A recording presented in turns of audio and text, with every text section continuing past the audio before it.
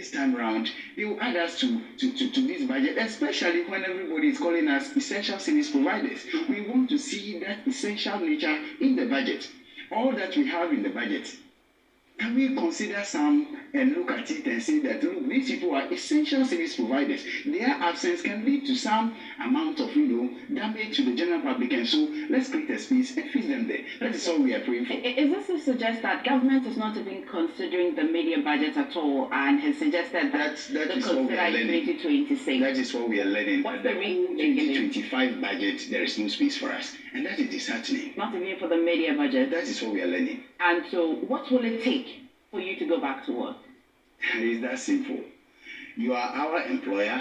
You have agreed on some items as our conditions of service. We are just hoping that you sign that document and assure us that at the end of the month, June, we should expect those that will come from the central government, and then our facilities can go ahead and pay the ones that they are supposed to pay. That is our hope. You just say that you recognize that we all are addressing you by the title essential workers, but it didn't reflect in the budget.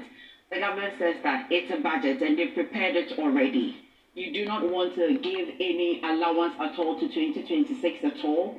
What is giving you that? Why are you not having confidence in the government? It's difficult to understand.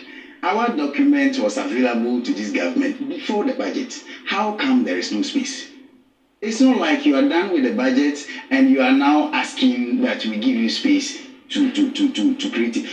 You are now developing the budget, especially the media. Our document has been on your table since January. Why is it difficult to put something there for the struggling nurses? Okay. We are just struggling to survive. Do you appreciate that the media budget is not entirely different from the whole year budget that is usually read at the beginning of the year, which this year was read in March? And so maybe there's genuine no allowance for this particular implementation, and that when they take it to 2026, still you won't go to work?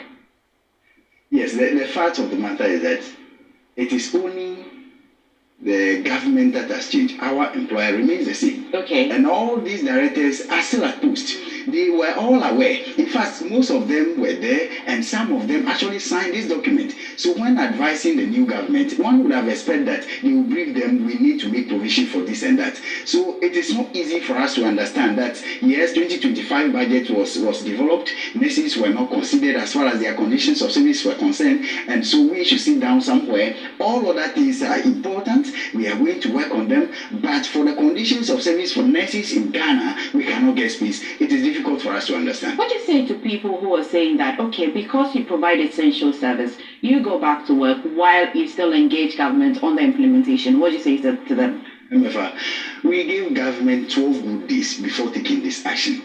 If we all agree that our absence can cause a problem within the 12 days, don't you think we could have resolved this? Do you agree that your absence will cause a problem to us as a country? Obviously, when we go to work, we perform some tasks, and the task we are performing is to save life. So we know that when we are not there, there is possibility. Because we also know that we have a lot of other cadres who are working in the same ecosystem, the health sector, and so they are there. So we know they hold the fort. Some colleagues of ours, nurses, also agreed that they are not in support. They are there.